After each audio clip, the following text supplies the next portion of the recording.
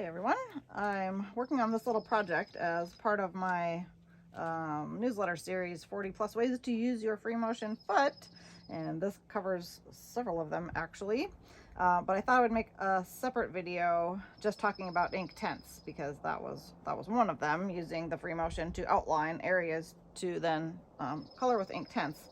And this time I'm going to show you several different ways to apply them, and in order to get a very wide range of intensity. You can get from very subtle to very intense, depending on how you apply them. I have another short video on YouTube, but this was kind of fun because it's on an actual project, and it's a simple design, which you are welcome to try. I just ask that if you can credit me, that would be awesome. But you're welcome to try this design. It's pretty simple. And I have another video on how to quilt these rocks. And then it's also in my newsletter series too. So let's see. Let me start with how I like to apply them is with these fantastic Splendor sticks. They come in a brush tip or a bullet tip, and I don't usually use the fat tip, so I don't know that I even have them. And it's foam, and the foam goes all the way through, made by Sukaniko. And I think that you can get them at Joann's in the rubber stamping section, at least at mine, or probably online. But they're nice because they're a little bit stiffer than a paintbrush, but you can use a paintbrush also. And one thing to keep in mind with these is that the foam goes all the way through, so if you just leave it soaking in your water, it's going to soak up a lot of water. So to rinse them, I rinse them quickly and dry them off immediately with a paper towel, because otherwise the water will bleed out. So you can activate Inktense pencils with water. So let me get the cover out here.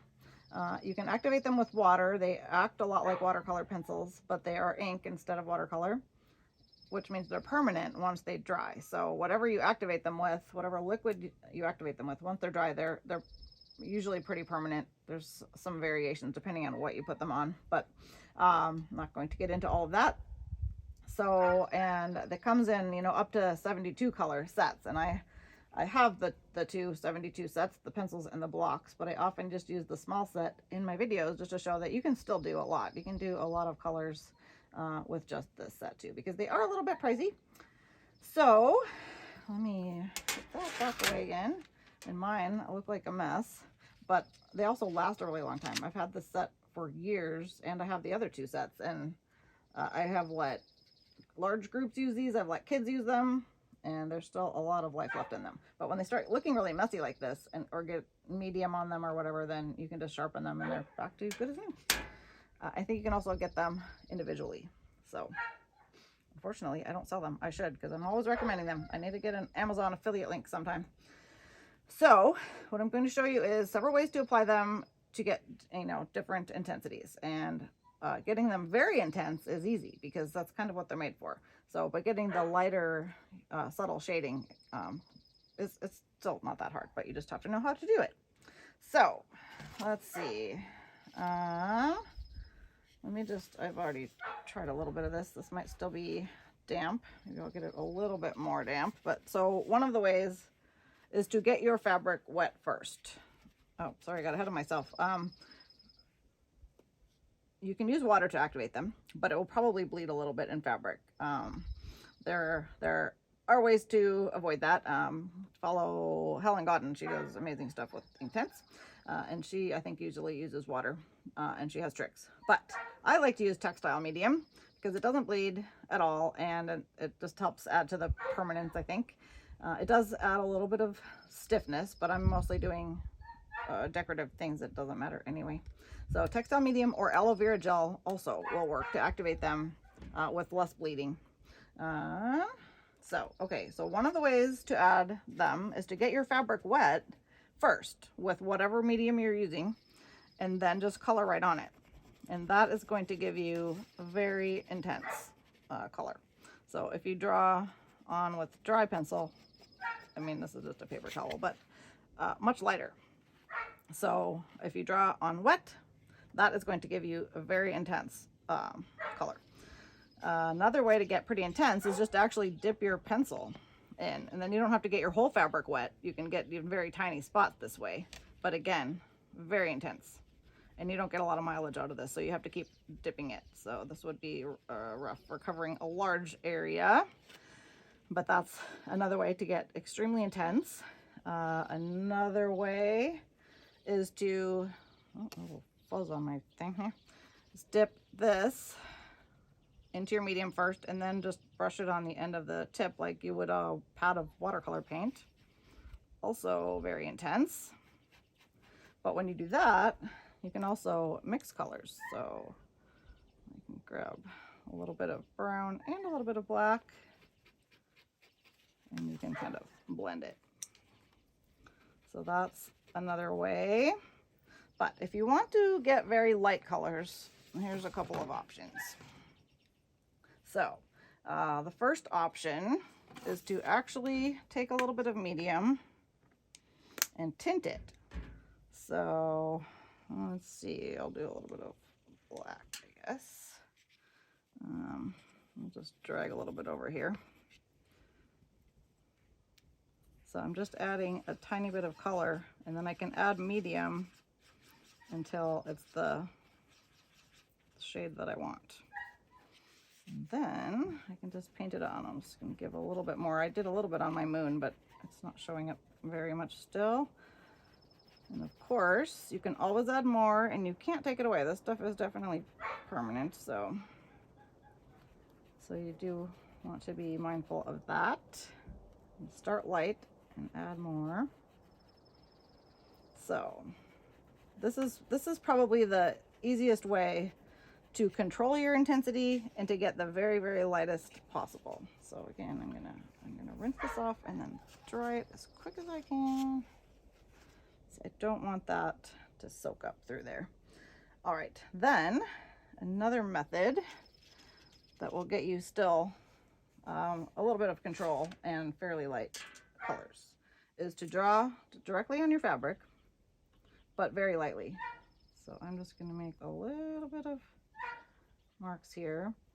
And if you don't want the pencil lines to show, then you really need to dull it a little bit first, because they will show a bit. So I probably can't even see this yet, and that's okay.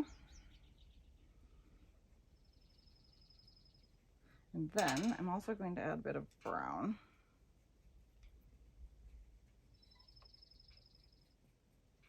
And that will kind of blend together with it. I'm not going to be too super careful here. Save time. All right, I can always add more. And then grab my medium and just start. I should go the right direction, I guess. But really, it doesn't matter. It's just going to go where I put it. So.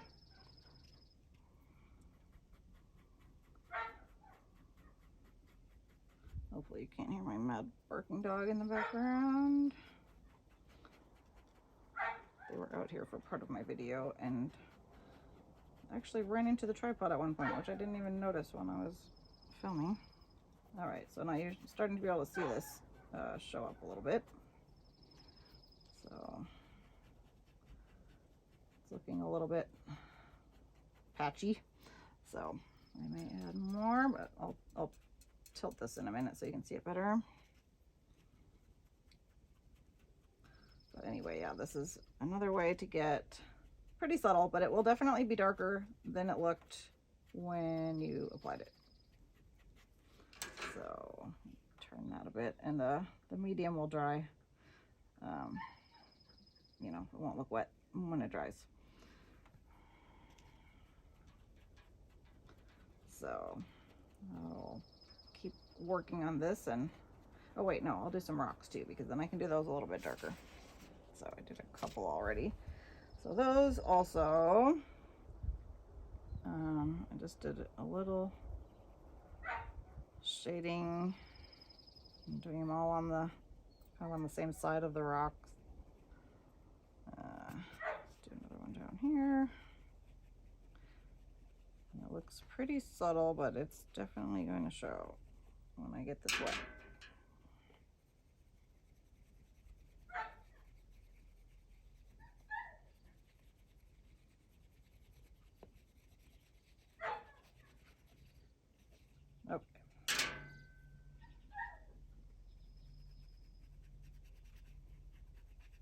See how that just comes to life. So this is the second best way to control it, but it will still get dark really fast if you're not super careful. Birch buds landing on my project here. So again, I'll tilt that a little bit so you can see it a little better. Okay, missed a spot here with the medium. If you don't hit it with the medium, it won't activate it. So you definitely want to get it all. And there's a couple that I did earlier that are dry now, so they don't look wet anymore. But you can still see some pencil lines. So anyway, quick overview on how to get some, varying intensities with Inktense. They're very fun to play with. So if you haven't tried it, I hope you will.